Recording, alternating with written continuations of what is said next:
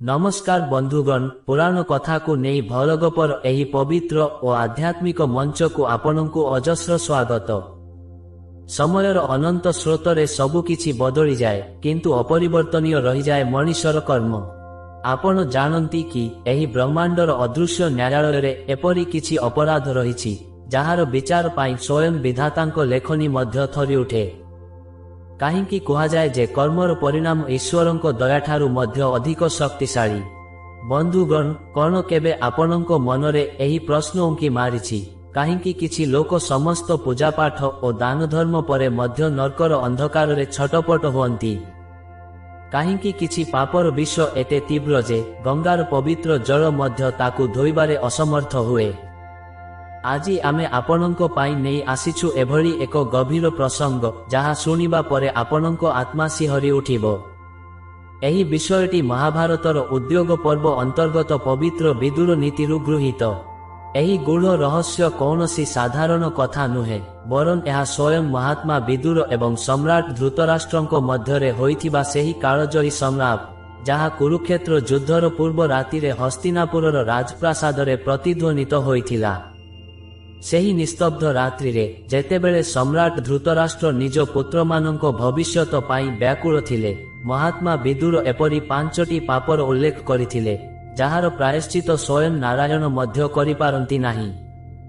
कौन सेही पांचटी पाप? काहींकि सेही भयंकर अपराध गुड़िक पाई ईश्वरंक क्षमार द्वार सबुदिन पाई बंद होई जाए। कौन एपरी कर्म आमे जानी अजानतरे आजिर समाजरे मध्य करुछु कि?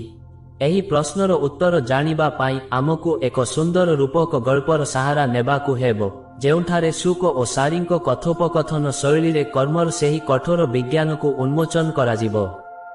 आजिर एही अध्यायटी केवल एक कहानी नुहे, एहा हेउछि जीवनर एक सतर्क घंटी।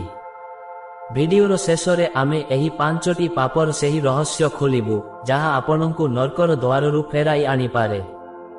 तेबे आसंतु अनुभव करिबा सेही मार्मिक कहानी को, जहार शब्द शब्दरे लुचि रहिछि आत्मार कल्याण। आरंभ करिबा आजिर महान प्रसंग। समयर चक्र अविरत बुली चाली थाए। एहा सेही समयर कथा जेतेबेले द्वापर जुगर अंतिम पर्याୟରେ धर्म एवं अधर्म मध्यरे एक महासंग्रामर प्रस्तुति चाली थाए। किंतु एही कहानीर आरंभ हेउछि एक निबिड़ अरण्यर प्रशांत परिवेशरे। सेही अरण्यर मध्यभागरे एक प्राचीन बटवृक्ष तले बसिथांती परम ज्ञानी महर्षि शौनक। तांको सम्मुखरे विनयर सह बसिथांती सम्राट जन्मेजय। सम्राटंक मनरे अनेक प्रश्न, अनेक द्वंद्व। से निज पूर्वपुरुषंक कर्म एवं पाप पुण्यर गूढ़ रहस्य जानिबाकु चाहुथिले। सम्राट प्रश्न कले, हे महाभाग, आपण समस्त पुराण और शास्त्रर ज्ञाता। मु शुनिछि जे ईश्वर परम दयालु। से निज भक्तर समस्त अपराध क्षमा करि दियंती। किंतु एहा कौन सत्य जे एपरी किछि कर्म अछि जहार परिणामरु स्वयं भगवान मध्य मनुष्यकु रक्षा करिपारंती नाही?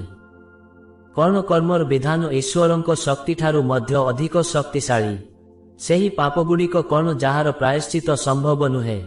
महर्षि शौनक सामान्य हसिले ओ कहिले, राजन, आपणंक जिज्ञासा अति प्रासंगिक। एही प्रश्नर उत्तर जानिबा पाई मु आपणंकु सेही दिव्य कथोपकथन विषय रे कहिबी, जहा महात्मा विदुर एवं सम्राट धृतराष्ट्रंक मध्यरे होइथिला।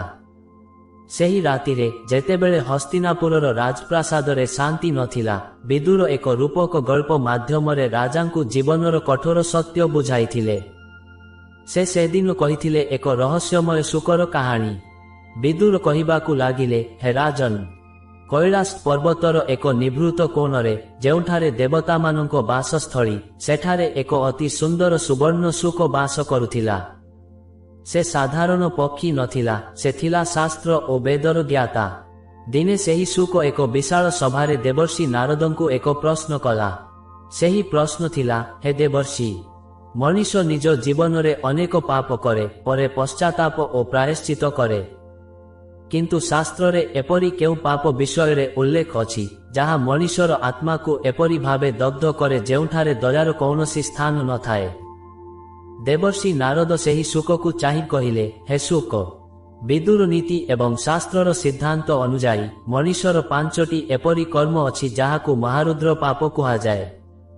ଏହି କର୍ମଗୁଡ଼ିକ କେବଳ ଶରୀରକୁ ନୁହେଁ ବରଂ ବଂଶାନୁକ୍ରମିକ ଭାବେ ଆତ୍ମାକୁ କଷ୍ଟ ଦିଅନ୍ତି।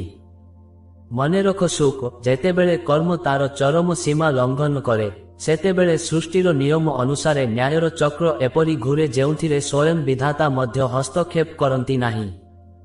କାରଣ ଈଶ୍ୱର ହେଉଛନ୍ତି ନ୍ୟାୟାଧୀଶ, ସେ ନିଜେ କରିଥିବା ନିୟମକୁ ନିଜେ ଭାଙ୍ଗନ୍ତି ନାହିଁ।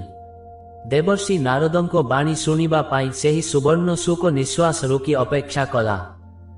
ଚାରିଆଡ଼େ ଏକ ଗମ୍ଭୀର ନିସ୍ତବ୍ଧତା ଖେଳିଗଲା। ନାରଦ କହିବାକୁ ଲାଗିଲେ, ହେ ଶୁକ, ମନେ ରଖ, ମନୁଷ୍ୟ ଜୀବନର ସବୁଠାରୁ ଭୟଙ୍କର ଏବଂ ପ୍ରଥମ ଅକ୍ଷମଣୀୟ ପାପ ହେଉଛି ବିଶ୍ୱାସଘାତ, ଦ ସିନ୍ ଅଫ୍ ବିଟ୍ରେୟାଲ। ଯେତେବେଳେ କୌଣସି ବ୍ୟକ୍ତି ତୁମ ଉପରେ ସମ୍ପୂର୍ଣ୍ଣ ଭରସା କରି ନିଜର ଆତ୍ମାକୁ ଖୋଲି ଧରେ, ଆଉ ତୁମେ ସେହି ସରଳତାର ସୁଯୋଗ ନେଇ ତାର ସର୍ବସ୍ୱ ଲୁଣ୍ଠନ କର, ସେତେବେଳେ ସେହି ପୀଡ଼ିତ ବ୍ୟକ୍ତିର ଆତ୍ମାରୁ ଯେଉଁ କ୍ରନ୍ଦନ ବାହାରେ, ତାହା ବ୍ରହ୍ମାଣ୍ଡର ନ୍ୟାୟଶାସ୍ତ୍ରକୁ କମ୍ପାଇ ଦିଏ। ଶୁକ ପଚାରିଲା, ପ୍ରଭୁ, ସାମାନ୍ୟ ଭରସା ଭାଙ୍ଗିବା କ'ଣ ଏତେ ବଡ଼ ଅପରାଧ ଯେ ସ୍ୱୟଂ ଈଶ୍ୱର ବି କ୍ଷମା ଦେବେନି? ନାରଦ ଗଭୀର ସ୍ୱରରେ କହିଲେ, ହେ ଶୁକ, ବିଶ୍ୱାସ କେବଳ ଏକ ଶବ୍ଦ ନୁହେଁ, ଏହା ହେଉଛି ଈଶ୍ୱରଙ୍କ ଏକ ଅଂଶ। ଶାସ୍ତ୍ର କୁହେ, ବିଶ୍ୱାସ ହିଁ ଫଳଦାୟକ। ଯେତେବେଳେ ତୁମେ କାହାର ବିଶ୍ୱାସ ଭାଙ୍ଗୁଛ, ତୁମେ ପ୍ରକୃତରେ ସେହି ବ୍ୟକ୍ତି ଭିତରେ ଥିବା ପରମାତ୍ମାଙ୍କର ବିଜୟ ବିଶ୍ୱାସକୁ ହତ୍ୟା କରୁଛ। ବିଦୁର ନୀତି ଅନୁସାରେ ଯେଉଁ ବ୍ୟକ୍ତି କୃତଜ୍ଞ ହୁଏ, ଅର୍ଥାତ୍ ଅନ୍ୟର ଉପକାର ପାଇ ସୁଦ୍ଧା ତାର କ୍ଷତି କରିବାକୁ ପଛାଏ ନାହିଁ, ତାକୁ ନର୍କରେ ମଧ୍ୟ ସ୍ଥାନ ମିଳେ ନାହିଁ। ନାରଦ ଏକ ଛୋଟ ଦୃଷ୍ଟାନ୍ତ ଦେଇ କହିଲେ, ଚିନ୍ତା କର ସେହି ବନ୍ଧୁ ବିଷୟରେ ଯିଏ ଅନ୍ୟର ରହସ୍ୟ ଜାଣିବା ପରେ ତାକୁ ସର୍ବସମ୍ମୁଖରେ ଉପହାସ କରେ। ଚିନ୍ତା କର ସେହି ସ୍ୱାମୀ ବା ସ୍ତ୍ରୀ ବିଷୟରେ ଯିଏ ପବିତ୍ର ଅଗ୍ନିକୁ ସାକ୍ଷୀ ରଖି ଦେଇଥିବା କଥାକୁ ପାଦରେ ଦଳି ଦିଅନ୍ତି। ଏହି ପାପର ବିଷ ଏତେ ଗଭୀର ଯେ ଏହା କୌଣସି ଯଜ୍ଞ ବା ଦାନ ଦ୍ୱାରା ଧୋଇ ହୁଏ ନାହିଁ। କାରଣ ଯେତେବେଳେ ଈଶ୍ୱର କ୍ଷମା କରିବାକୁ ଚାହାନ୍ତି, ସେତେବେଳେ ସେହି ବିଶ୍ୱାସଘାତର ଅଭିଶାପ ଈଶ୍ୱରଙ୍କ ହାତକୁ ବାନ୍ଧି ଦିଏ। ବିଧାତାଙ୍କ ନ୍ୟାୟରେ ଏହି ପାପୀକୁ ସେହି ସମାନ ପ୍ରତାରଣାର ନିଆଁରେ ଜଳିବାକୁ ପଡ଼େ ଯାହା ସେ ଅନ୍ୟ ପାଇଁ ପ୍ରସ୍ତୁତ କରିଥାଏ। ହସ୍ତିନାପୁରର ରାଜସଭାରେ ଏହି କଥା ଶୁଣି ଧୃତରାଷ୍ଟ୍ରଙ୍କ କପାଳରେ ଝାଳ ଜମିବାକୁ ଲାଗିଲା। ସେ ମନେ ପକାଉଥିଲେ ଶକୁନିର ସେହି କପଟ ପାଶା ଖେଳ, ଯେଉଁଠାରେ ତାଙ୍କ ପୁତ୍ରମାନେ ନିଜ ଭାଇମାନଙ୍କ ସରଳ ବିଶ୍ୱାସ ସହ ଘୋର ବିଶ୍ୱାସଘାତ କରିଥିଲେ। ବିଦୁରଙ୍କ ଶବ୍ଦଗୁଡ଼ିକ ଏକ ଅଦୃଶ୍ୟ କୋରଡ଼ା ପରି ତାଙ୍କ ପିଠିରେ ପଡୁଥିଲା। ଶୁକ ଆଖି ବଡ଼ ବଡ଼ କରି ପଚାରିଲା, ପ୍ରଭୁ, ତେବେ ଦ୍ୱିତୀୟ ପାପଟି କ'ଣ? ନାରଦ କହିଲେ, ଦ୍ୱିତୀୟ ପାପ ହେଉଛି ସେହି ଶକ୍ତିର ଅପମାନ ଯିଏ ଆମକୁ ଜୀବନର ପଥ ଦେଖାଏ। ଦେବର୍ଷି ନାରଦ ନିଜର ବୀଣାକୁ ସାମାନ୍ୟ ସଜାଡ଼ି ନେଇ କହିଲେ, ହେ ଶୁକ, ଦ୍ୱିତୀୟ ମହାରୁଦ୍ର ପାପ ହେଉଛି ଗୁରୁଦ୍ରୋହ। ଶାସ୍ତ୍ରରେ କୁହାଯାଇଛି, ଗୁରୁର୍ବ୍ରହ୍ମା ଗୁରୁର୍ବିଷ୍ଣୁ ଗୁରୁର୍ଦେବ ମହେଶ୍ୱର। ଗୁରୁ କେବଳ ଶରୀରଧାରୀ ମଣିଷ ନୁହନ୍ତି, ସେ ହେଉଛନ୍ତି ସେହି ଦିବ୍ୟ ଚକ୍ଷୁ ଯିଏ ଅଜ୍ଞାନର ଅନ୍ଧକାରରେ ଛଟପଟ ହେଉଥିବା ଜୀବକୁ ମୁକ୍ତିର ପଥ ଦେଖାନ୍ତି। ଯେଉଁ ବ୍ୟକ୍ତି ନିଜର ଗୁରୁଙ୍କୁ ଅସମ୍ମାନ କରେ, ତାଙ୍କ ଜ୍ଞାନକୁ କୁକର୍ମରେ ବ୍ୟବହାର କରେ କିମ୍ବା ଗୁରୁଙ୍କ ପଛରେ ତାଙ୍କର ନିନ୍ଦା କରେ, ସେହି ବ୍ୟକ୍ତିର ସମସ୍ତ ପୁଣ୍ୟ ନିମିଷକ ମଧ୍ୟରେ ଭସ୍ମ ହୋଇଯାଏ। ଶୁକ ପଚାରିଲା, ପ୍ରଭୁ, ଯଦି ଶିଷ୍ୟ ଅଜାଣତରେ ଭୁଲ କରେ, ତେବେ କ'ଣ ତାକୁ କ୍ଷମା ମିଳେ ନାହିଁ? ନାରଦ ଗମ୍ଭୀର ସ୍ୱରରେ କହିଲେ, ଶୁକ, ଗୁରୁଦ୍ରୋହ କେବେ ବି ଅଜାଣତରେ ହୁଏ ନାହିଁ। ଏହା ଅହଙ୍କାରରୁ ଜନ୍ମ ନିଏ। ଯେତେବେଳେ ଶିଷ୍ୟ ଭାବେ ଯେ ସେ ତାଙ୍କ ଗୁରୁଙ୍କଠାରୁ ଅଧିକ ଜ୍ଞାନୀ ହୋଇଗଲାଣି କିମ୍ବା ଯେତେବେଳେ ସେ ଗୁରୁଙ୍କୁ କେବଳ ଏକ ସାଧନ ଭାବେ ବ୍ୟବହାର କରେ, ସେତେବେଳେ ତାର ବିନାଶ ଆରମ୍ଭ ହୁଏ। ବିଦୁର ନୀତି କୁହେ, ଗୁରୁଙ୍କୁ ପ୍ରତାରଣା କରିଥିବା ବ୍ୟକ୍ତି ଯେତେ ବି ପ୍ରାର୍ଥନା କରୁନା କାହିଁକି, ତାର ଶବ୍ଦ ଆକାଶ ପର୍ଯ୍ୟନ୍ତ ପହଞ୍ଚେ ନାହିଁ। କାରଣ ଗୁରୁ ହେଉଛନ୍ତି ଈଶ୍ୱରଙ୍କ ଦ୍ୱାର। ଯଦି ତୁମେ ଦ୍ୱାରକୁ ହିଁ ଅପମାନିତ କରିଛ, ତେବେ ଭିତରକୁ ପ୍ରବେଶ କରିବାର ଆଶା ରଖିବ କିପରି? ନାରଦ ଆହୁରି କହିଲେ, ମନେ ରଖ ଶୁକ, ଗୁରୁଦ୍ରୋହୀର ବିଦ୍ୟା କେବେ ବି ସଫଳ ହୁଏ ନାହିଁ। ଆବଶ୍ୟକ ସମୟରେ ତାର ସମସ୍ତ ଜ୍ଞାନ ତାକୁ ଧୋକା ଦିଏ।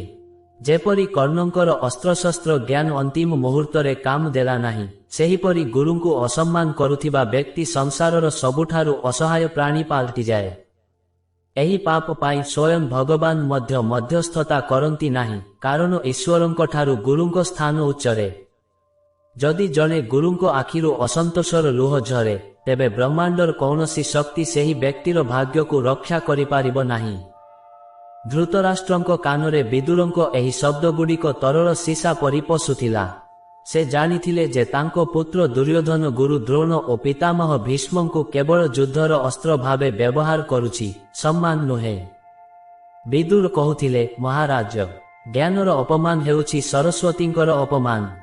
ଆଉ ସରସ୍ୱତୀ ରୁଷ୍ଟ ହେଲେ ଲକ୍ଷ୍ମୀ କେବେ ବି ସ୍ଥିର ରହନ୍ତି ନାହିଁ। ଶୁକ ଥରିବାକୁ ଲାଗିଲା। ସେ ପଚାରିଲା, ପ୍ରଭୁ, ତୃତୀୟ ପାପଟି କଣ? ଏହା ଶୁଣିଲେ ହୃଦୟ କମ୍ପିତ ହେଉଛି। ନାରଦ କହିଲେ, ତୃତୀୟ ପାପ ହେଉଛି ସେହି ଶକ୍ତିର ଅସମ୍ମାନ ଯିଏ ଏହି ସଂସାରକୁ ଜନ୍ମ ଦିଏ। ଦେବର୍ଷି ନାରଦଙ୍କ କଣ୍ଠସ୍ୱର ଏବେ ଗମ୍ଭୀର ହୋଇଗଲା, ଯେମିତି କୌଣସି ପ୍ରଳୟର ପୂର୍ବ ସୂଚନା ମିଳୁଛି। ସେ ସେହି ସୁବର୍ଣ୍ଣ ଶୁକକୁ ଚାହିଁ କହିଲେ, ହେ ଶୁକ, ତୃତୀୟ ମହାରୁଦ୍ର ପାପ ହେଉଛି ନାରୀର ଅପମାନ। ଶାସ୍ତ୍ରର ସେହି ଅମର ବାଣୀ ମନେ ରଖ, ଯତ୍ର ନାର୍ୟସ୍ତୁ ପୂଜ୍ୟନ୍ତେ ରମନ୍ତେ ତତ୍ର ଦେବତା। ଯେଉଁଠାରେ ନାରୀକୁ ସମ୍ମାନ ମିଳେ ସେଠାରେ ଦେବତାମାନେ ନିବାସ କରନ୍ତି।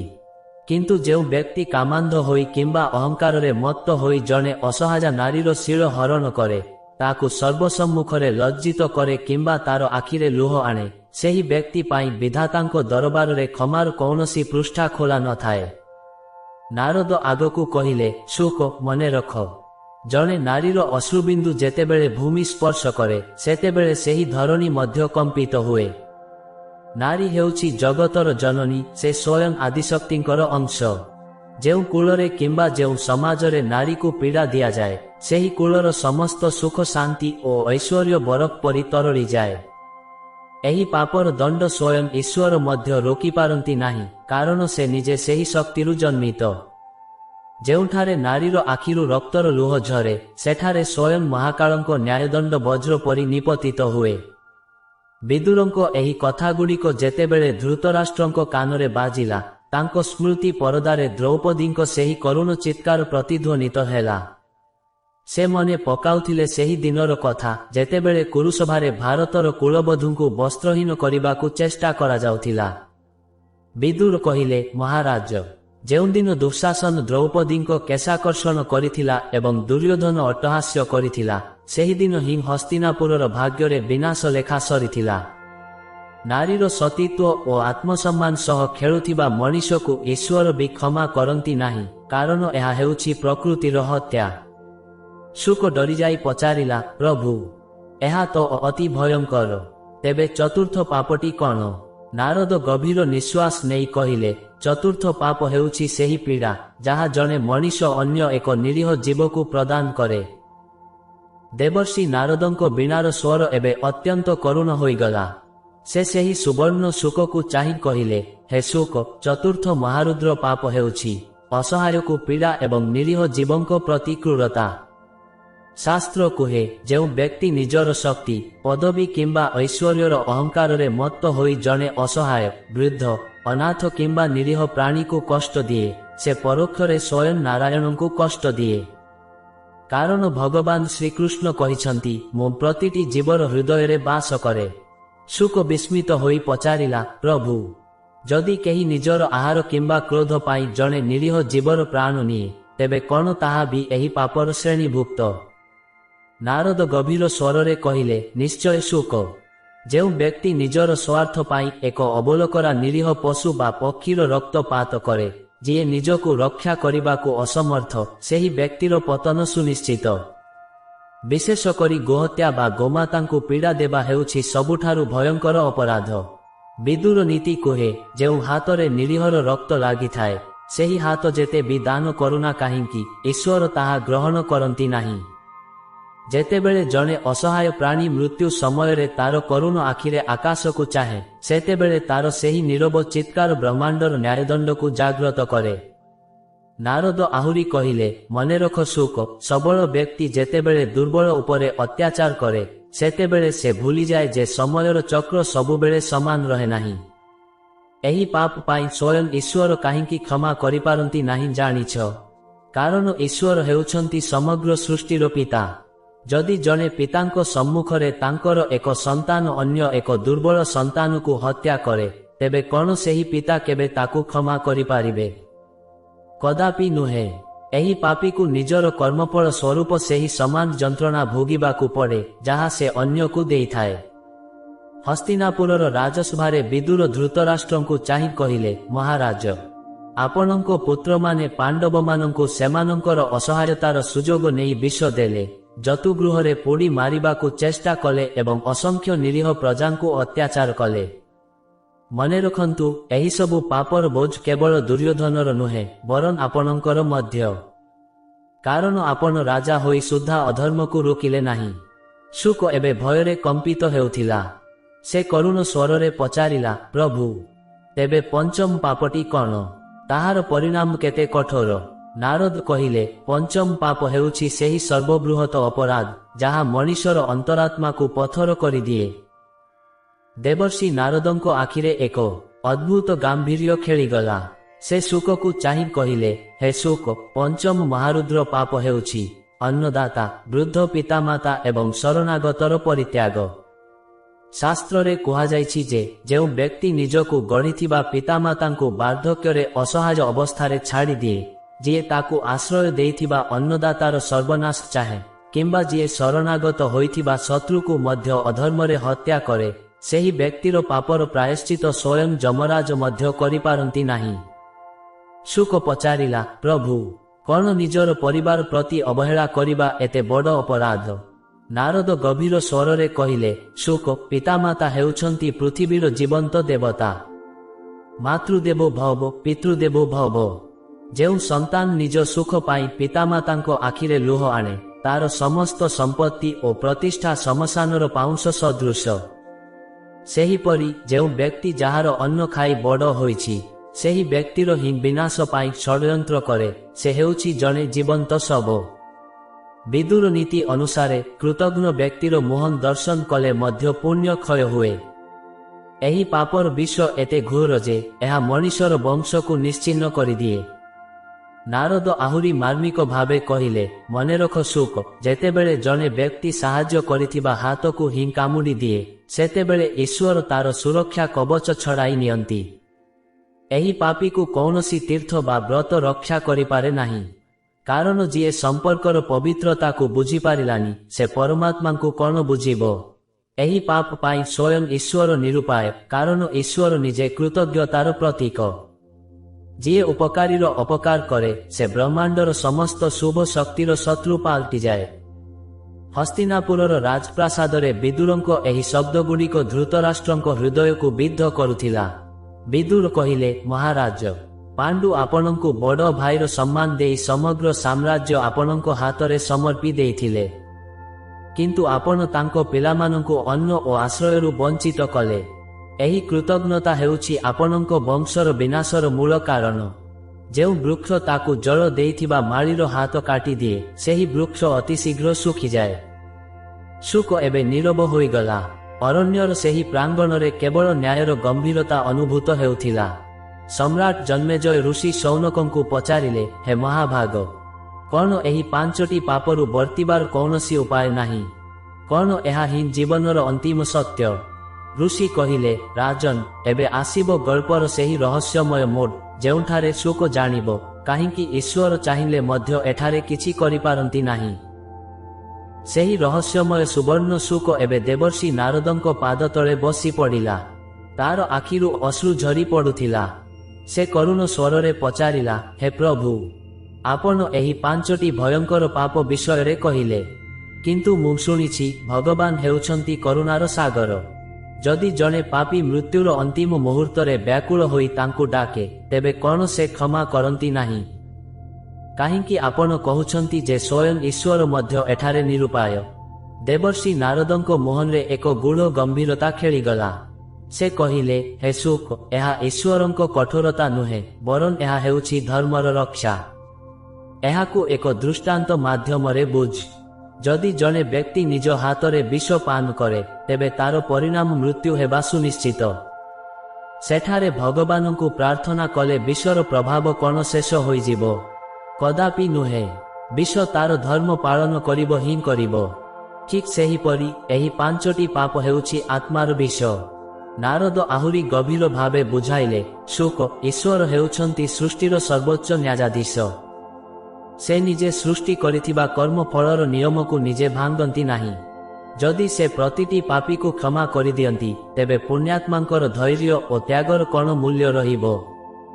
विदुर नीति कहे जेतेबेले पापर पात्र पूर्ण हुए सेतेबेले भगवानंको नीरवता ही सबुठारु बड़ दंड। जेपरी अजामिल किंबा वाल्मीकि परी व्यक्ति निज कर्म को संशोधन करी क्षमा पाइथिले, किंतु एही पांचटी पाप करिथिबा व्यक्तिर विवेक संपूर्ण रूपे मरी जाए। आउ जहार विवेक मरी जाए से केबे भी सच्चा हृदय रे प्रार्थना करि पारे नाही। नारदंको कंठरु निर्गत हेउथिबा एही शब्दगुड़िक जेतेबेले विदुरंको मुखरु धृतराष्ट्र शुणिले तांकर अंतरात्मा कंपित होई उठिला। विदुर कहिले, महाराज आपण भाबुछंती कि आपणंको पुत्र माने पाशा खेଳରେ जीति पांडव मानंकु परास्त करिछंती। ना, सेमाने प्रकृतरे निज भाग्य को हराई सारिछंती। जेउ व्यक्ति पापर सीमा लंघन करे सेतेबेले ईश्वर तार साथी छाड़ी दियंती। भगवान श्रीकृष्ण कौरव सभा को आसी शांतिर शेष सुजोग देइथिले, किंतु आपणंको पुत्र तांकु मध्य बंदी करिबाकु चाहिला। एहा ही हेउछि विनाश काले विपरीत बुद्धि। जेतेबेले बुद्धि भ्रष्ट हुए सेतेबेले बुझिबाकु हेबो जे ईश्वर न्याय करिबाकु प्रस्तुत होई सारिछंती। शुक नीरवरे एहा शुणी पचारिला, प्रभु तेबे कौन एही अंधकाररु बाहरिबार कौनसी पथ नाही? कौन पापर अंत केवल भयंकर विनाश? नारद कहिले, पथ अछि शुक, किंतु सेही पथ एक धारुआ खंडा उपरे चालिबा सदृश। देवर्षि नारदंकर प्रतिटी शब्द सेही सुवर्ण शुक पक्षी पाई ब्रह्मज्ञान परि प्रतीत हेउथिला। शुक कातर होई पचारिला, हे प्रभु जदि केही जने एही पांचटी भयंकर अपराध मध्यरु कौनसी गोटिए करि सारिछि तेबे कौन से चिरकाल पाई अभिशप्त? कौन पश्चातापर अश्रुरे पापर पात्र केबे भी धोई हुए नाही? नारद सामान्य आश्वासना देई कहिले, शुक मने रख, कर्मर न्याय जेतिकी कठोर ईश्वरंको करुणा सेतिकी रहस्यमय। विदुर नीति अनुसारे एही पांचटी पापर सीधासळख क्षमा नाही सत, किंतु एहार एकमात्र मार्ग हेउछि संपूर्ण आत्मसमर्पण एवं आजीवन अनुताप।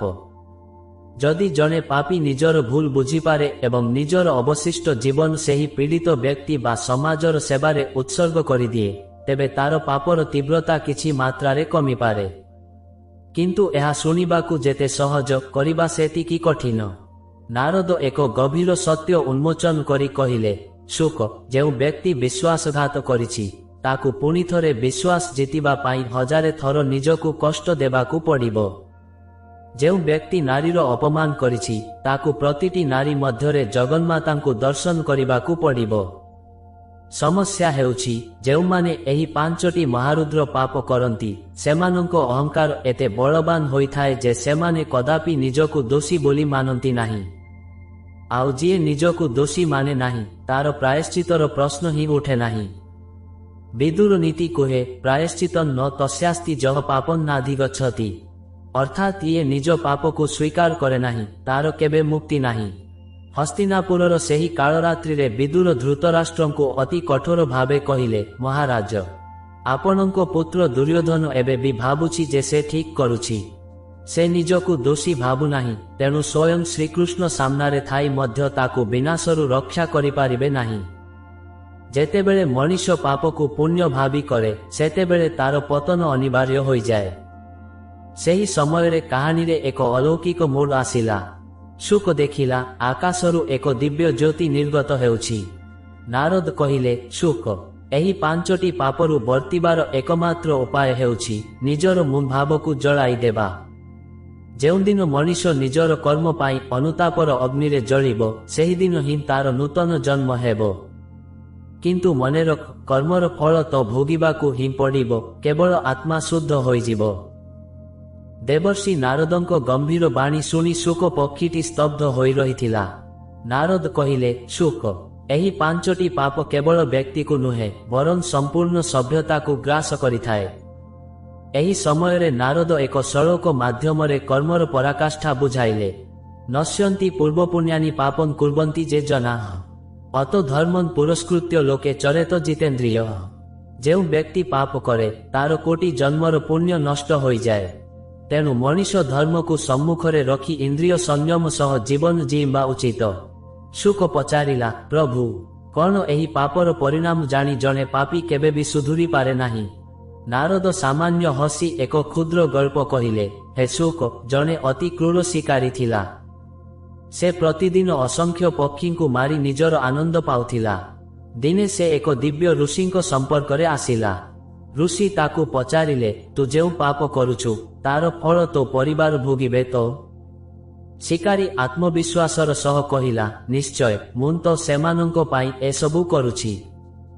କିନ୍ତୁ ଯେତେବେଳେ ସେ ନିଜ ପତ୍ନୀ ଓ ପିଲାଙ୍କୁ ପଚାରିଲା, ସେମାନେ କହିଲେ, ନା, ତୁମେ ଆମକୁ ଖାଇବାକୁ ଦେବା ତୁମର କର୍ତ୍ତବ୍ୟ, କିନ୍ତୁ ତୁମ ପାପର ଭାଗିଦାର ଆମେ କାହିଁକି ହେବୁ? ସେହିଦିନ ଶିକାରୀ ବୁଝିଲା ଯେ କର୍ମଫଳ ଏକ ଏପରି ଋଣ ଯାହାକୁ ମଣିଷକୁ ଏକାକୀ ପରିଶୋଧ କରିବାକୁ ପଡ଼େ। ବିଦୁର ନୀତିର ଅନ୍ୟ ଏକ ପଦ୍ୟ ଉଲ୍ଲେଖ କରି ନାରଦ କହିଲେ, ଏକଃ ପାପଂ କରତି ହି ଫଳଂ ଭୁଙ୍କତେ ମହାଜନଃ ଭୋକ୍ତାର ବିପ୍ରମୁଚ୍ୟନ୍ତେ କର୍ତ୍ତା ଦୋଷେଣ ଲିପ୍ୟତେ। ପାପ କରେ ଜଣେ, କିନ୍ତୁ ତାର ଲାଭ ଅନେକ ଉଠାନ୍ତି।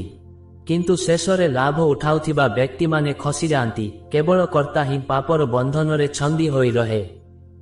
ହସ୍ତିନାପୁରର ରାଜପ୍ରାସାଦରେ ବିଦୁର କହିଲେ, ମହାରାଜ ଧୃତରାଷ୍ଟ୍ର, ଆପଣଙ୍କ ପୁତ୍ରମାନେ ପାଣ୍ଡବଙ୍କ ଉପରେ ଯେଉଁ ଅନ୍ୟାୟ କରୁଛନ୍ତି, ସେଥିରେ ଆପଣଙ୍କ ମୌନତା ହିଁ ସବୁଠାରୁ ବଡ଼ ପାପ। ମନେ ରଖନ୍ତୁ, ଯେତେବେଳେ ସମୟର ନ୍ୟାୟ ହେବ, ସେତେବେଳେ କେବଳ ଦୁର୍ଯ୍ୟୋଧନ ନୁହେଁ, ବରଂ ଆପଣ ମଧ୍ୟ ଏହି ପାପର ଅନଳରେ ଜଳିବେ। ଈଶ୍ୱର ବିଦୁର କିମ୍ବା ଶ୍ରୀକୃଷ୍ଣଙ୍କ ରୂପରେ ସତର୍କ କରନ୍ତି, କିନ୍ତୁ ପାପୀ ଯେତେବେଳେ ନିଜର ଅନ୍ତରାତ୍ମାର ସ୍ୱର ଶୁଣେ ନାହିଁ, ସେତେବେଳେ ଈଶ୍ୱର ମଧ୍ୟ ନିରୁପାୟ ହୋଇଯାନ୍ତି।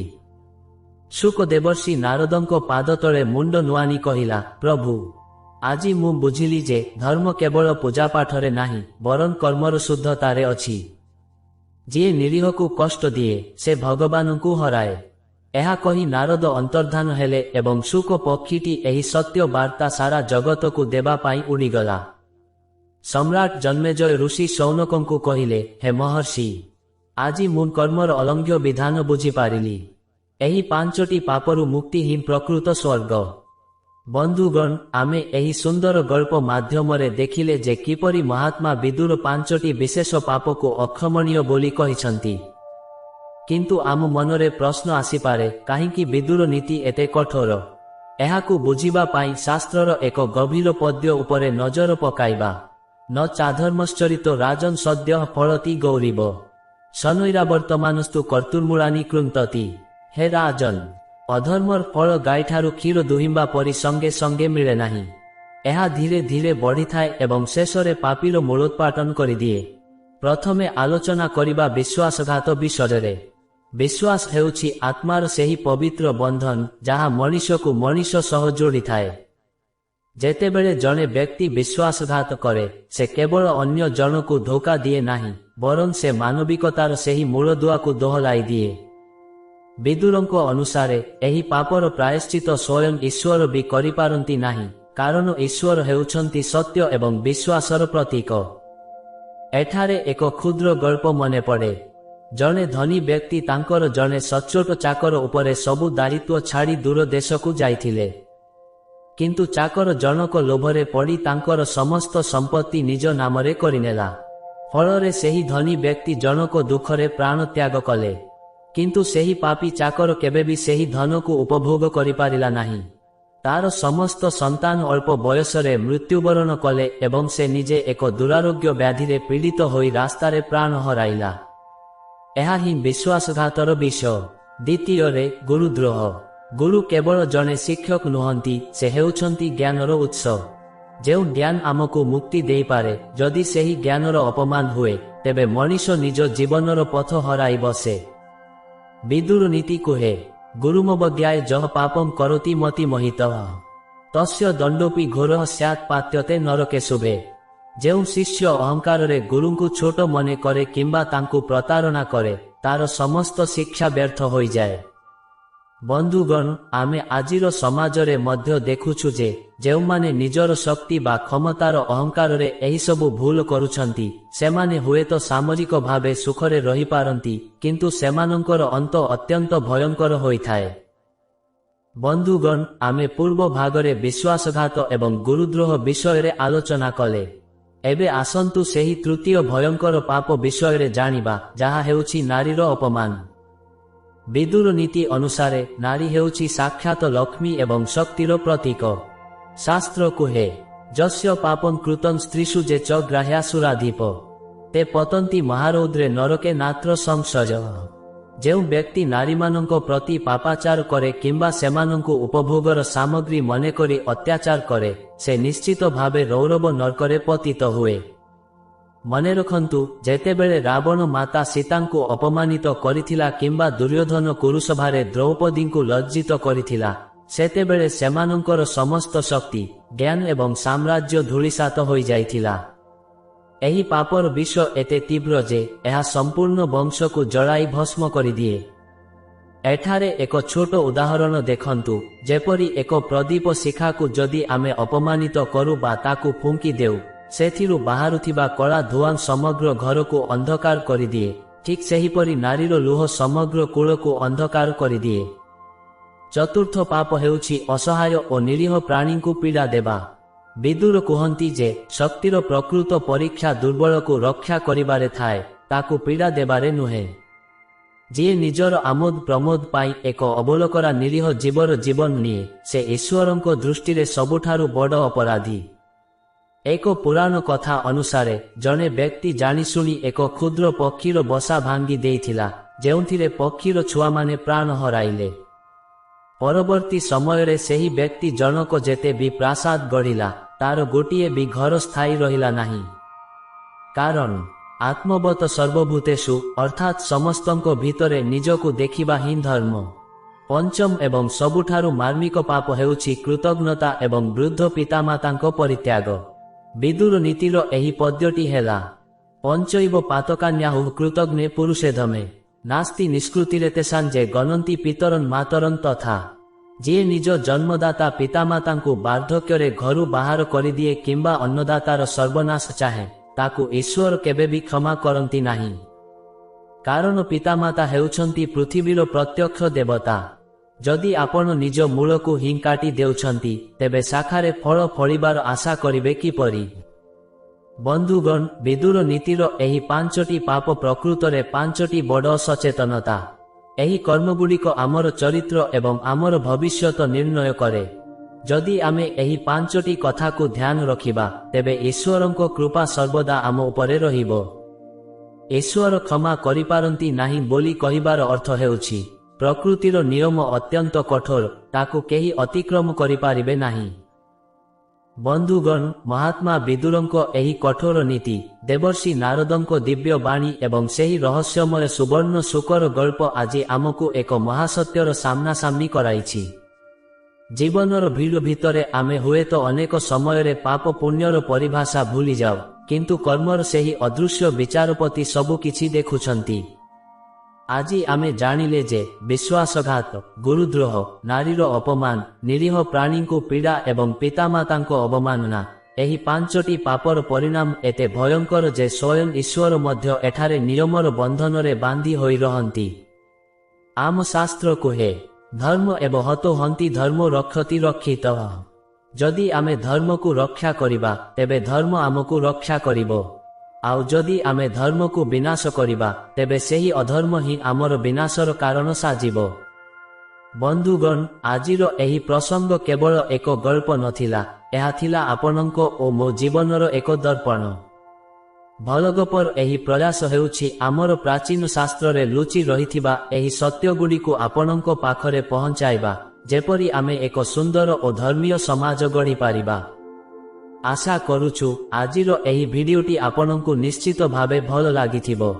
आपनंको मनरे एही विषयरे कोन प्रतिक्रिया रहिछि किंबा आपण आगकू केउ पुराणर कथा शुणिबाकू चाहुछंती ताहा आमको कमेंट करी निश्चित जणांतु।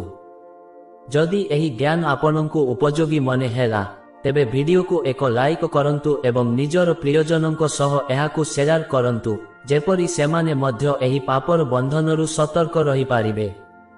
जदि आपण आम चैनल को एपर्यंत फॉलो करिनाहांती तेबे एबे ही फॉलो करंतु एवं पाखरे थिबा घंटी चिन्ह को दबांतु जेपरि आमर प्रतिटी आध्यात्मिक अध्याय आपनंको पाखरे प्रथमे पहुंची पारिबो। ଆପଣଙ୍କ ଦିନ ଅତ୍ୟନ୍ତ ଶୁଭ ଏବଂ ମଙ୍ଗଳମୟ ହେଉ। ମହାପ୍ରଭୁ ଶ୍ରୀଜଗନ୍ନାଥ ଆପଣଙ୍କୁ ଏବଂ ଆପଣଙ୍କ ସମ୍ପୂର୍ଣ୍ଣ ପରିବାରକୁ ସୁଖ, ଶାନ୍ତି ଏବଂ ସମୃଦ୍ଧିରେ ରଖନ୍ତୁ। ପରବର୍ତ୍ତୀ ଏକ ରୋମାଞ୍ଚକର ପୌରାଣିକ ରହସ୍ୟ ସହିତ ଆମେ ପୁଣି ଫେରି ଆସିବୁ। ସେ ପର୍ଯ୍ୟନ୍ତ ବିଦାୟ ଦିଅନ୍ତୁ। ନମସ୍କାର। ଜୟ ଶ୍ରୀକୃଷ୍ଣ, ଜୟ ଜଗନ୍ନାଥ।